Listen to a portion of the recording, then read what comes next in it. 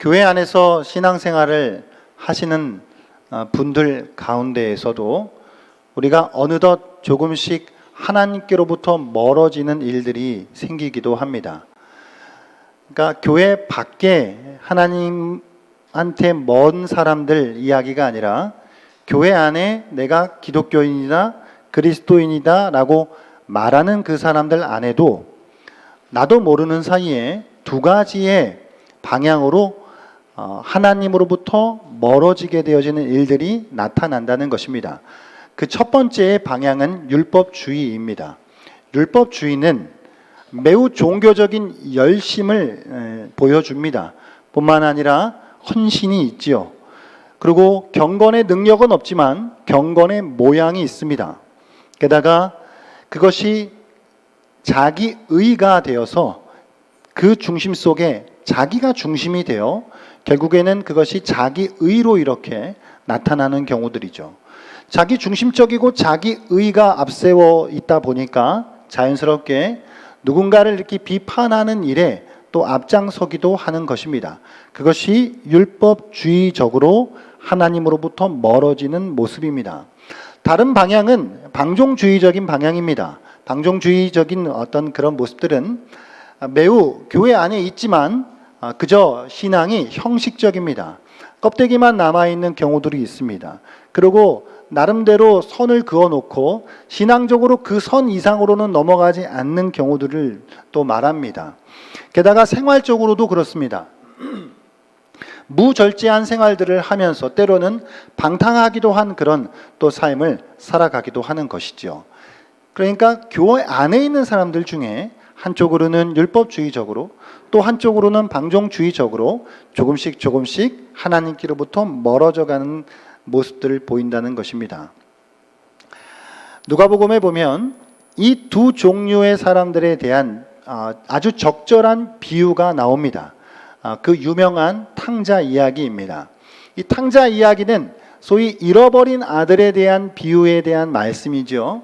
그러나 우리가 생각해야 할 것, 놓치지 말아야 할 것은 이것은 단지 우리가 전통적으로 생각해 왔었던 둘째 아들만 잃어버린 아들이라고 생각해서는 안 됩니다. 예수님께서 이 말씀을 통해서 우리에게 가르쳐 주고자 하시는 것은 사실은 잃어버린 두 아들에 대한 말씀을 하고 있다라고 하는 것이죠. 첫째 아들도 잃어버린 아들이었고 둘째 아들도 잃어버린 아들이었습니다. 다시 말해 첫째 아들도 탕자였고 둘째 아들도 탕자였다라고 하는 것입니다.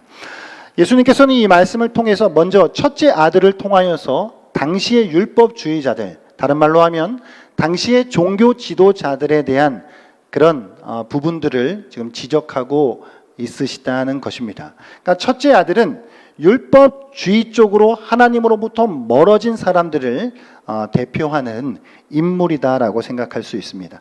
열심히 있죠. 정말 헌신적입니다. 누가 뭐래도 신앙적으로 앞서가 있는 사람들입니다. 그러나 그럼에도 불구하고 그것은 율법주의적으로 하나님으로부터 멀어진 것이라는 것입니다. 마치 이들은 이렇게 이야기하는 것 같습니다. 나는 아버지께 불순종한 적이 없어. 그러니 아버지도 내 인생의 모든 일을 내가 원하는 대로 해주셔야 해 라고 그렇게 말하는 것 같다는 말입니다. 두 번째는 둘째 아들입니다. 이 둘째 아들은 방종주의를 따르는 사람들을 대표하는 인물입니다. 반도덕주의적인 사람들이다라고 하는 것이죠. 둘째 아들은 집을 나갔습니다. 내 삶을, 내 길을 내가 찾겠다고, 내 삶의 자유와 의미를 내 방식으로 만들어 가겠다고 해서 아버지의 집을 떠난 아들이지요. 마치 이 아들은 이렇게 이야기하는 것 같습니다. 무엇이 나한테 옳고 그른지 정할 수 있는 사람은 나뿐이야. 난 내가 살고 싶은 대로 살면서 거기서 내 참 자아와 행복을 발견할 거야 라고 말이죠. 당시에 예수님 당시에도 예수님을 믿는다고 하면서도 나는 유대인이라고 하면서도 나는 하나님을 믿는 백성이라고 하면서도 그저 형식적인 신앙, 그저 자기가 정해놓은 요만큼만 그냥 따라가면서 살아가고 있었던 삶을 그런 사람들이 있었다라고 하는 것인데 이 사람들이 둘째 아들로 표현이 되고 있는 것입니다. 그러니까 여러분, 첫째 아들도 하나님께로부터 멀어진 것이고 둘째 아들도 하나님께로부터 멀어진 것이에요. 그런데 문제는 둘 다 문제죠. 둘 다 문제예요. 둘 다 안 돼요. 그러나 무서운 게 있어요. 무서운 건 첫째 아들이에요. 왜 첫째 아들이 무섭냐면 둘째 아들은 자기가 집을 나갔다라고 하는 건 알아요. 그러니까 아버지로부터 멀어졌다는 건, 내가 몸이 아버지로부터 멀어졌다라고 하는 건 알아요. 그러니까 언제든 내가 다시 아버지가 있는 집으로 돌아가야 한다라고 하는 것을 염두에 두고 있다라고 하는 것이죠. 그러나 무서운 건 첫째 아들이에요. 왜냐? 몸이 아버지 밖을 나간 적이 없으니까. 몸이 나는 하는 아버지로부터 멀어진 적이 없다라고 생각하니까 무서운 거예요. 그러니까 뭐가 문제인지 몰라요. 뭐가 잘못되어 있는지 모른다는 거예요. 이렇게 두 가지의 방식으로 현대 그리스도인들은 하나님으로부터 멀어져 가고 있습니다. 오늘 이 빌립보서 3장을 우리가 살펴볼 텐데요. 바울은 먼저 3장 앞에 2장에서 그리스도의 겸손에 대해서 말씀해 주면서 우리를 향하여서, 빌립보 교회를 향하여서 그리스도의 겸손을 본받아 복음에 합당한 삶을 살아가는 백성이 되라고 그렇게 권면합니다. 그리고 이제 3장으로 넘어와서 바울은 빌립보 교회를 향해 그 빌립보 교회의 걸림돌이 되고 있었던 부분들, 특별히 한쪽은 율법주의에 속한 사람들, 또 한쪽은 방종주의에 속한 사람들을 향해서 그들을 경계하라고 빌립보 교회를 향해 경고하고 있다는 것입니다. 이 3장의 구조를 보게 되면 3장은 앞부분과 뒷부분으로 나눌 수 있는데, 앞부분은 특별히 율법주의에 빠져 있는 그 사람들을 향한 경고의 메시지가 되어지는 것이고, 두 번째 뒷부분은 방종주의에 빠져 있는 사람들을 향한 경계와 경고의 메시지가 되어지는 것입니다. 그래서 오늘 먼저 우리는 이 앞부분을 이제 살펴볼 것인데, 그 앞부분의 내용은 뭐라고요? 율법주의에 대한 경계에 대한 말씀이다라고 했습니다. 바울은 오늘 먼저 삼가라고 말하고 있습니다. 오늘 말씀 2절 말씀 한번 띄워봐 주시겠습니까? 오늘 본문 2절 함께 읽겠습니다. 시작. 개들을 삼가고 행악하는 자들을 삼가고 몸을 상해하는 일을 삼가라 그랬어요. 저 삼가라고 하는 것은 주의하라라고 하는 그런 말씀이죠. 누구를요? 율법주의에 빠져 있는 사람들을 주의하라고 하는 것이에요. 그러니까 사실 저 개라고 하는 표현은 뭐 이렇게 집에서 키우는 예쁜 애완견 아니고 밖에 돌아다니는 그 들개 같은 그런 무서운 개들인데, 저건 원래 유대인들이 이방인을 향해서 가리키던 말이거든요. 그런데 오늘 사도 바울은 유대인들을 향하여서, 유대 율법주의자들을 향하여서 개들이라고 그렇게 지칭하고 있는 것이죠. 저들은 무엇을 주장했습니까? 자기들은 할례를 받은 민족들이라고 하면서, 자기들은 율법을 가지고 있는 자들이라고 생각하면서 그것이 마치 하나님의 구원을 보장하는 자들이라고 하는 것처럼 살았다라고 하는 것입니다. 그래서 율법의 행위로 구원에 이룰 수 있는 것처럼 살았던 사람들, 그래서 교회의 성도들을 향하여서도 심지어는 예수 그리스도를 믿는 믿음이 다가 아니라 여기에 무언가가 더해져야 한다고 주장했던 사람들이라는 것입니다. 할례도 받아야 한다고, 율법도 다 지켜야 한다고 그렇게 무거운 짐을 쥐어주던 사람들, 그 사람들이 유대 율법주의자들이었고, 바울은 오늘 그들을 주의하라라고 그렇게 말씀해 주고 있는 것입니다. 그래서 자기의 어떤 이력, 자기의 어떤 업적들, 그런 걸 자랑하는 사람들이 아니라 오직 그리스도 예수만을 자랑하는 그런 사람들이, 그게 진짜 할례파다라고 말하는 것이죠. 그러니까 몸의 할례를 받은 게 중요한 것이 아니라 성경이 구약으로부터 계속해서 말씀해 오고 있는 바와 같이 마음의 할례를 받는 것이 진짜 할례파다라고 말씀하고 있는 것입니다. 이렇게 유대주의자들을 주의하라고 말하면서 이어서 바울은 자기의 이력에 대해서 이야기해요. 그러니까 조금 이상하죠. 앞에서 자신들의 이력에 대해서 막 자랑하는 그 사람들을 지금 지적하고 나서 바울이 웬걸요? 자기 이력에 대해서 지금 이렇게 늘어놓고 있는 거예요. 바울이 지금 이렇게 자기가 어떤 사람인지에 대해서 구구절절 늘어놓는 이유는 뭐 자기가 그 유대 율법주의자들에 비하여서 좀 뭔가 뒤처진다는 느낌, 그런 어떤 열등감이 있어서 뭐 그걸 다 이렇게 알려주거나 그런 게 아니죠. 오히려 나도 당신들이 말하는 대로 따진다면 할 말이 있는 사람이다. 그러나 그런 건 전혀 중요하지 않은 것이었다라고 하는 그 핵심을 말하기 위해서 바울의 이력에 대해서 지금 구구절절 늘어놓고 있는 것이거든요. 그게 이제 4절부터 6절에 대해서 이제 나와 있는 말씀입니다. 오늘 4절부터 6절까지 바울이 어떤 사람이냐라고 하는 걸 이제 우리가 쭉 살펴보게 되면은 첫 번째로 뭘 이야기하고 있나요? 바울은 난지 8일 만에 할례를 받은 사람이에요. 며칠이요? 8일이요. 유대인들에게 있어서 8번째 되는 날은 할례의 날이라고 생각할 만큼 그들의 율법 조항에서 난지 8일 만에 할례를 받는 건 매우 엄격한 하나님의 말씀이었던 것입니다. 그런데 그 어찌 보면 당연한 하나님의 이 말씀을 바울이 지금 언급하면서 나 난지 8일 만에 할례를 받은 사람이야 이렇게 말하는 이유가 무엇일까요? 그 이야기는 바꿔 이야기하면 당시에 많은 유대인들 중에는 난지 8일 만에 할례를 받지 않은 사람들도 많았다는 이야기겠죠. 어떤 경우들이요? 중간에 유대교로 개종을 한 사람들 같은 경우는 난지 8일 만에 할례를 받을 수 없잖아요. 그러나 바울은 태생부터가 달랐다라고 하는 말을 하고 싶은 거예요.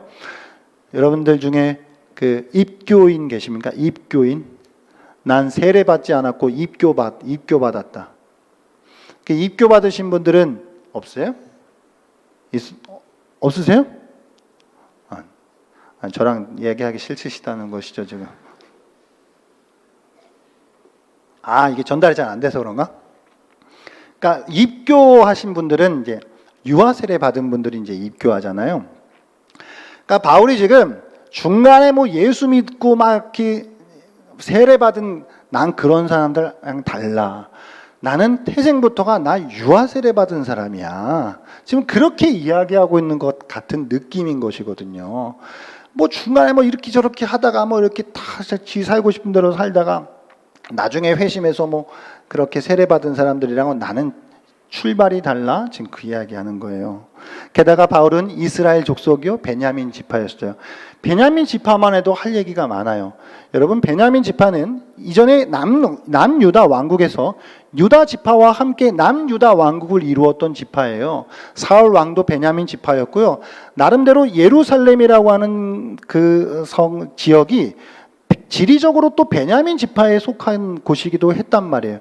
그러니까 이제 여러 가지로 따지고 본다면 베냐민 지파는 나름 특출난 그런 지파였던 것이죠. 자기 베냐민 지파 사람이라는 거예요. 뿐만 아니라 사도 바울은 나는 히브리인 중에 히브리인이다. 그러니까 어려서부터 히브리어를 배웠고 또 히브리적 문화 속에서 나는 살았고 난 태생부터가 히브리인이요 유대인이라고 하는 거 한마디로 나 뼛속까지 유대인이야.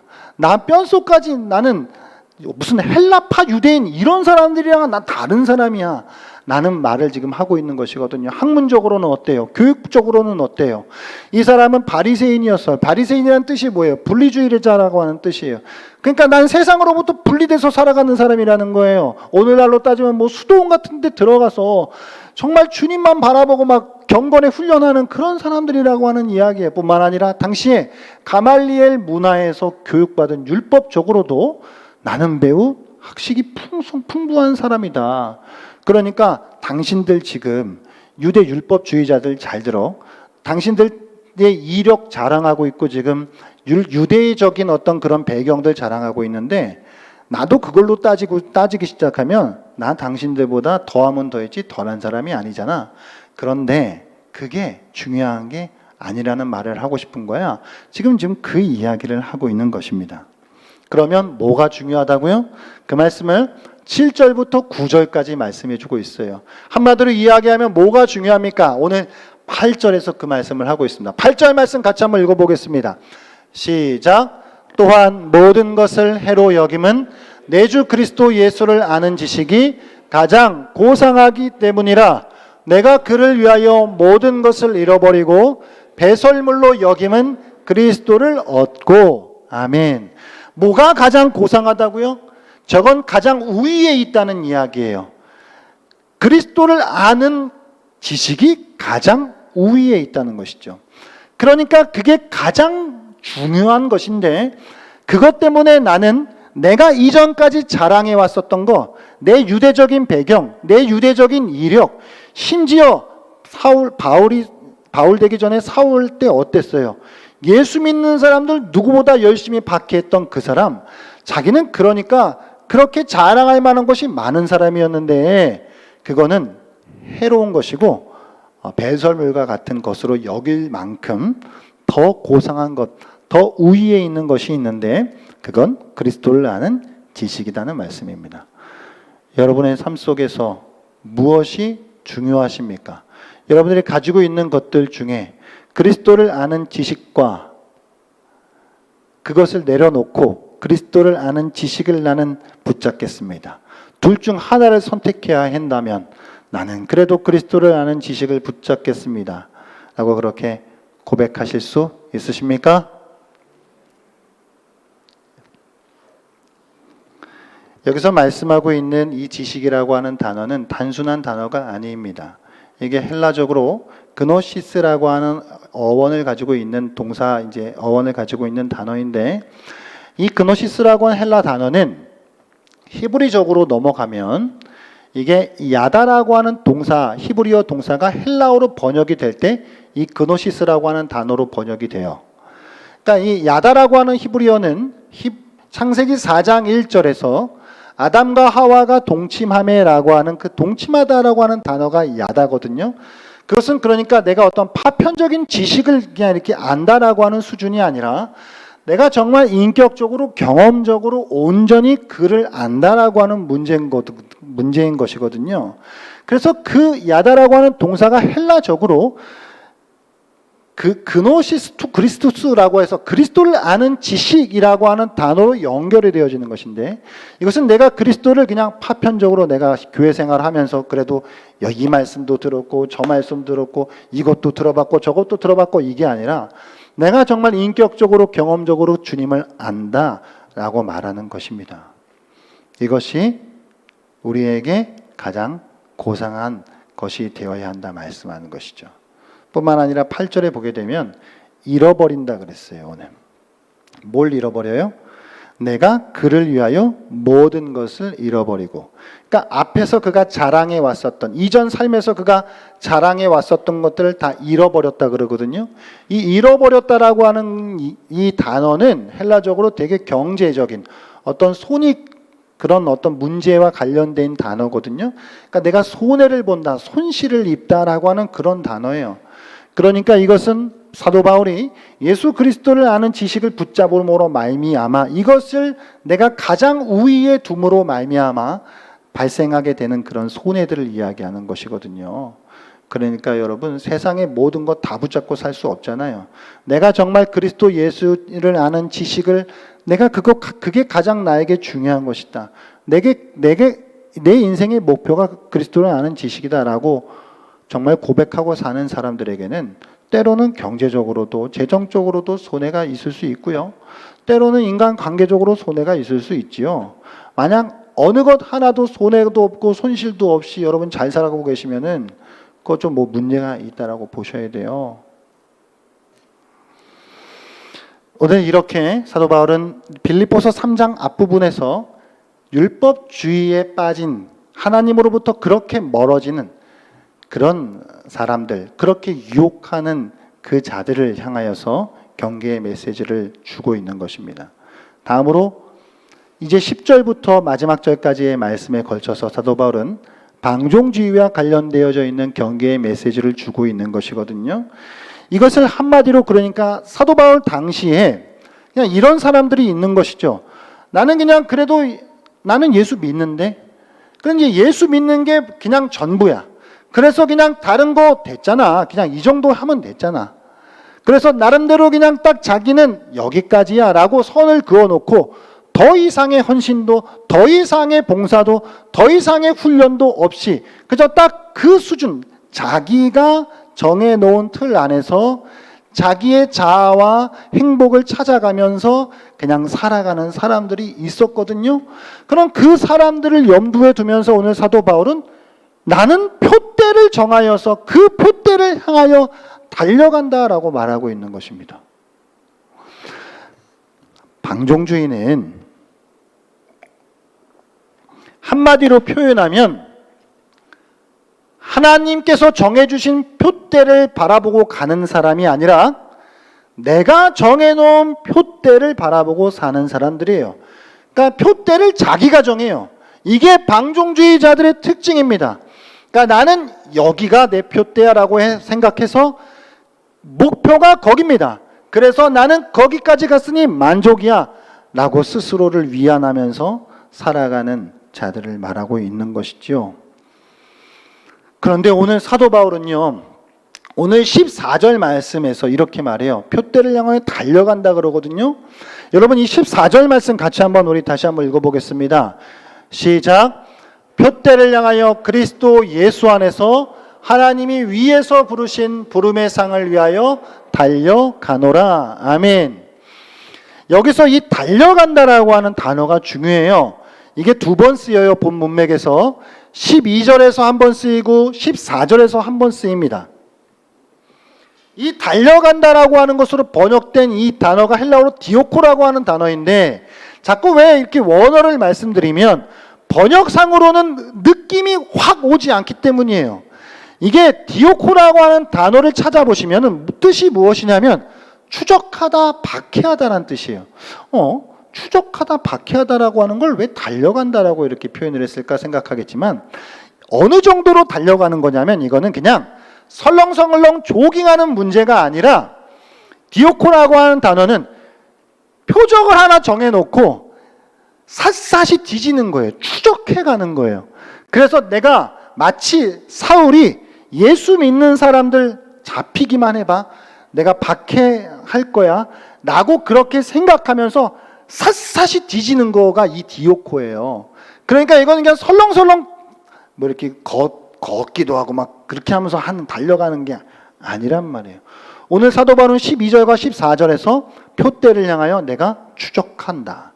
내가 표대를 향하여 쫓아간다. 라고 그렇게 말씀하고 있는 것입니다. 적당한 선에서 만족하고 자기가 정해놓은 표대를 그냥 기준 삼아서 스스로 위안 삼아 살아가는 그 방종주의적인 삶을 살아가는 자들에게 대한 경고의 메시지를 주고 있다라고 하는 것이지요. 할렐루야. 여러분, 제가 이제 목회를 길게 하지 않았지만 나름 이렇게 목회를 하면서 수많은 분들을 만나잖아요. 만나면 교회 안에도 교회 밖에 얘기하는 거 아니고 교회 안에도 어느 정도 율법주의적인 모습으로 방종주의적인 모습으로 하나님으로부터 멀어져 있는 성도님들이 있어요. 자, 예를 들어 보겠습니다.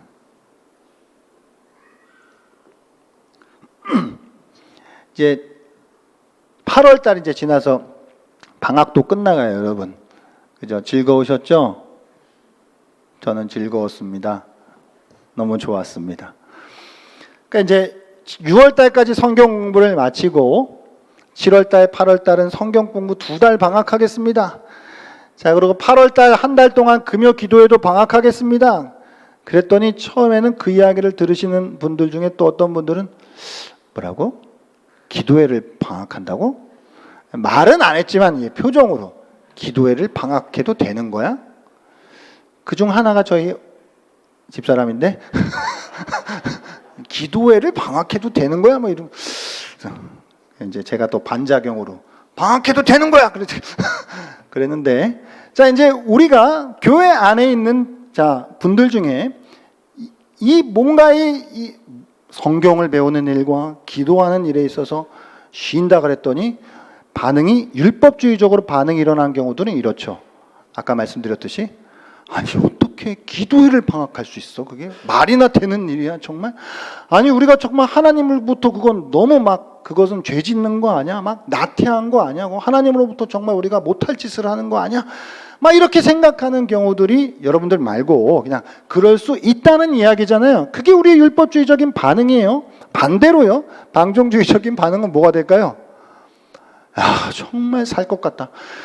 정말 또 어쩌다가 또 개척교회 와가지고 또 그냥 이렇게 나름대로 그냥 꾸역꾸역 하고 있는데 그래도 이것도 공식적으로는 없대니까 얼마나 행복해. 내가 못 나가더라도 있으면 마음은 불편한데 공식적으로 없대니까 얼마나 마음이 편해. 그러면서 야, 때 만났다 그러면서 그냥 정말 이렇게 잘 먹고 잘 사시는 그런 어떤 이 반응들이 있을 수 있잖아요. 왜냐하면 그런 방종주의적인 어떤 그런 어떤 느낌으로 이제 신앙생활을 하게 되면은 어떻게 생각하시냐면, 야, 신앙생활 주일 성수 하나 하면 됐지. 거기다가 뭘 자꾸 더 하라고 그러는 거야. 뭘 자꾸 수요일날 왜 나오라 그래. 금요일날 왜 나오라 그래. 새벽기도는 도대체 왜 하는 거야. 누가 만들었어. 아니 왜 자꾸 이것도 나오라고 저것도 나오라 그래. 그렇게 생각하는 경우들이 있거든요. 그런 경우들 쉬라 그러니까 이제 날아가는 이제 자유를 얻었다 이제 그런. 자, 그런데 이제 우리가 한번 생각해 보고 싶은 것은 이것입니다. 여러분, 방학의 목적이 있다는 것이죠. 그러니까 우리가 7월달, 8월달 이렇게 쉬었어요. 근데 쉬었는데 여러분 왜 쉬었냐는 말이죠. 첫 번째 이유는 그렇습니다. 뭐 신앙적으로 아름다운 말로 포장하지 않겠습니다. 그냥 쉬니까 좋아요. 사람이 충전이 돼야 되잖아요. 하나님도 천지창조하고 쉬셨다는데 내가 뭔데 안 쉬어. 그래서 제가 6월달까지만 해도 방학 언제 하지? 빨리 왔으면 좋겠다 막 속으로 계속 그러고 있는데 7월달 시작되니까 성경 공부 쉬니까 너무 편한 거예요. 그래서 이제 제가 좀 여유가 생기니까 더 나름대로 이렇게 충전이 되는 어떤 거. 8월달 기도회도 그렇잖아요. 한 달 동안 기도회 없으니까 너무 행복해요. 그래서 막 이렇게 영혼이 막 자유함을 누리고 막 이렇게 뭔가 이렇게 충전되어지는 그런 느낌이에요. 그러니까 이제 이게 첫 번째 목적인데 이게 다가 아니라 그런데 이거는 이제 또 하나의 목적이고 또 다른 목적이 있어요. 뭐냐면 방학과 쉼의 목적은 일상의 경건이에요. 그러니까 매일의 경건을 위해 쉬는 거예요, 여러분. 자, 여러분 수요일날 교회 나와서 왜 성경을 공부하셔야 됩니까? 왜 금요일날 저녁에 나와서 애써서 기도하셔야 되는 거예요? 물론 그 자체로도 의미가 있습니다. 그냥 말씀 배우는 그 자체, 기도하는 그 자체도 의미가 있어요. 그러나 그게 다가 아니죠. 그렇게 말씀으로 훈련되어지고 기도로 훈련되어지는 이유는 그 다음에 일상에서 경건의 삶을 사시라고.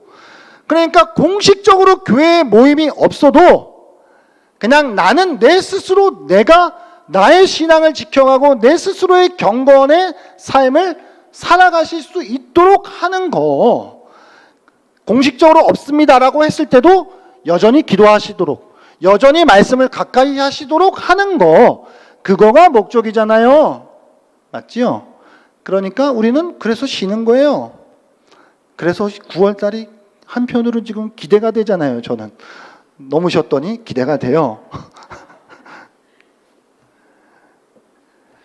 제가 아까 말씀드렸듯이 여러분들 이런 말씀을 드리면 어떤 분들은 이거는 내 얘기가 아니야 라고 생각할 수 있지만 제가 짧지 않은 목회 경험 속에서 느낀 바는 많은 경우에 율법주의와 방종주의로부터 하나님으로부터 조금씩 멀어지는 이 함정이 우리의 신앙이 삐집고 들어와 있어요.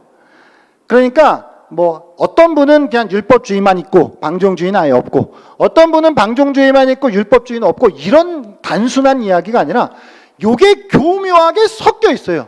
제 안에도 섞여 있어요, 여러분. 근데 뭔데 여러분이 없다는 거예요. 이게 교묘하게 섞여 있어서 저는 목회적인 사명으로 여러분들 안에 있는 이 율법주의와 방종주의의 교묘한 이 물을 저는 계속 뺄 거예요. 이걸 계속 빼고 복음의 물로 채워야 한다라고 하는 것이죠. 할렐루야. 그래서 저는 교회 개척하면서 비전을 4개를 세웠는데 첫 번째 비전이 말씀을 바르게 가르치는 공동체예요. 이건 그냥 너무 당연한 말인 것 같지만, 그래서 제가 올해는 별로 이렇게 자꾸 행사도 안 하려고 하고, 제가 뭐 소풍 가는 것도 막 성도님들이 가자 그래서 저 간 거예요. 저 안 하고 싶었는데 그냥 올해는 그냥 안 하고 싶더라고. 근데 내년에는 좀 우리가 더 뭐 여러 가지 또 이제 할 수 있겠죠. 그러니까 제가 한 해 올해는 첫 번째 비전에 집중하자. 그렇게 내년에는 뭐 어떤 비전에 집중하자. 이렇게 해서 제가 목회 계획을 세우고 있는데, 그래서 여러분 이제 다시 9월 달에 이제 시작할 건데, 여러분 끊임없이 복음으로 물드셔야 돼요. 이게 우리 안에서 나도 모르는 사이에 내 안에 자리 잡고 있다니까요. 그래서 말씀을 끊임없이 배우셔야 하고, 여러분 기도하셔야 돼요.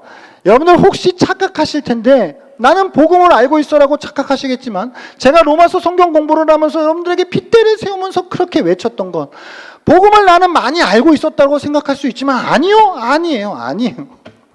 아니라고. 예, 아닙니다. 저도 그래요. 저도 복음을 알고 있다고 생각하지만 어느덧 복음은 아는데 복음적이지 않게 목회를 하려고 그래. 막 그래요, 여러분. 여러분들이 30년, 40년, 50년 신앙생활을 하시고 목사, 장로, 권사, 집사 직분을 가지고 있는 문제는 아무 의미가 없다고 그러면 또 안 되니까 그게 무슨 대단한 거 아닙니다. 여러분 정말 정확하게 말씀드리는데, 목사도 예수 안 믿는 목사 있습니다. 진짜예요. 예수 안 믿는 목사 있어요. 그러니까 우리는 복음으로 계속 채워져야 해요. 그런데 여러분, 제가 경험을 통해 보니까 이게 두 부류 중에, 이게 두 가지의 이 하나님으로부터 멀어짐 중에 좀 이렇게 방종주의적인 그런 모습들은 오히려 이렇게 권면하기도 편해. 왜냐하면 자기도 자기가 하나님으로부터 멀어졌다는 걸 자기는 알거든요. 그러니까 가서 말해주면 알아들어. 그런데 문제는 뭐냐면 율법주의적인 모습에 이렇게 사로잡혀 있으면은 말해주기도 뭐해. 말해도 못 알아들어요. 왜냐? 나는 아버지 집을 떠난 적이 없거든요. 평생 아버지 집에 있다고 생각을 했거든요. 이게 무서운 거예요, 진짜. 그래서 결론을 짓습니다. 이제 다시 9월을 이제 앞두고 저희가 다시 여러 가지 모임들을 이제 시작할 텐데, 여러분 끊임없이 말씀을 배우는 자리에 나오셔야 하고 기도의 자리로 나오셔야 해요. 그래서 내 안에 나도 모르는 사이에 물들어져 있는 그것들을 빼내셔야 해요. 복음으로 집어 넣으셔야 해요. 왕도가 없어요. 무슨 지름길도 없어요. 그냥 복음을 알아가셔야 하고 그리스도를 아는 지식을 우리가 배워 가셔야 해요. 이게 우리의 표대예요. 우리의 표대는 그리스도예요. 그리스도를 아는 지식이에요. 다른 게 아니에요. 그 그리스도를 아는 지식이라고 하는 커다란 표대에 이제 올 한 해의 목표는 말씀을 바르게 배워가는 것이 되어야 합니다. 할렐루야. 내가 종교적으로 많은 열심과 헌신과 그런 모습들이 있을 수 있고, 나 나름대로 어떤 부분들을 힘쓰고 애쓰고 계실 수 있어요. 그런데 방향이 맞냐 말이에요. 맞는 방향으로 가고 있냐는 거예요. 목표가 잘 설정이 돼 있냐는 거예요. 표대가 제대로 박혀 있냐라고 하는 거예요. 옛날 이런 이야기가 전해져요. 옛날 고대에 어느 한 노예가 있었다 그래요. 근데 이 노예가 배에서 노를 젓는 노예였어요. 아시겠지만 옛날에는 배 밑창에서 사람들이 다 노를 저었잖아요. 뭐 해를 봐요, 뭐를 봐요. 그 사람의 삶의 일대 사명은 노 젓는 거잖아요. 그렇게 그 노예가 평생 열심히 노를 지으며 살았다고 해요. 그런데 어느 날 그 노예선에서 그 노예가 나올 수 있는 기회가 있었다고 합니다. 그래가지고 이제 빛을 보고 밖을 나와서 이제 탁 둘러보니까 웬걸? 자기가 여태까지 평생 열심히 노졌던 그 배가 해적선이라는 거예요. 그러니까 자기는 죽어라 하고 노를 짓고 살아왔는데 이놈의 배가 해적지라는 배였던 거예요. 그러니까 우리는 정말 표대가 나의 목표가, 나의 방향이 바르게 설정이 되어 있는지, 그리스도를 아는 지식이 정말 나의 표대인 것인지, 나는 그걸 위해 지금 노를 젓고 있는 것인지, 늘 우리는 복음에 비추어서 자기 자신을 돌아보아야 합니다. 그리고 복음으로 채워 가셔야 해요. 복음으로. 저도 율법주의와 방종주의의 교묘한 그 혼합 속에서 있거든요. 다시 말씀드리면, 아니 저도 목사도 그런데 여러분들 뭔데 아니라고 말하실 수 있으시겠어요? 죄송합니다. 너무 세게 얘기했습니까? 네. 그래서 우리는 이제 다시 우리의 마음을 부여잡고 정말 우리가 하나님께서 정해놓으신 그 표대를 향해, 이 표대라고 하는 것도 표적이에요. 정말 그 딱 저기에 마치 그냥 무슨 축구 선수가 골 넣는 약간 이런 넓은 막 이런 것도 아니고요. 애매한 것도 아니고요. 사격 선수가 그 군인이 저 표적을 맞추는 그 느낌인 거거든요. 이 표대라고 하는 단어가 이게 표적이라고 하는 뜻이거든요. 그러니까 여러분 골 넣는 거는요 대충 차도 운 좋게 들어갈 수 있어요. 그런데 사격으로 그 한 발 표적을 맞히는 거는 온 심혈을 기울여야 되잖아요. 그 대충 됩니까 그게? 아니라는 거죠. 우리의 힘을 다하여서 그리스도를 아는 지식이라고 하는 우리의 거룩한 표대를 향하여서 이번 또 하반기도 그렇게 힘써 달려나갈 수 있는 저와 여러분 될 수 있기를 주의 이름으로 축복합니다.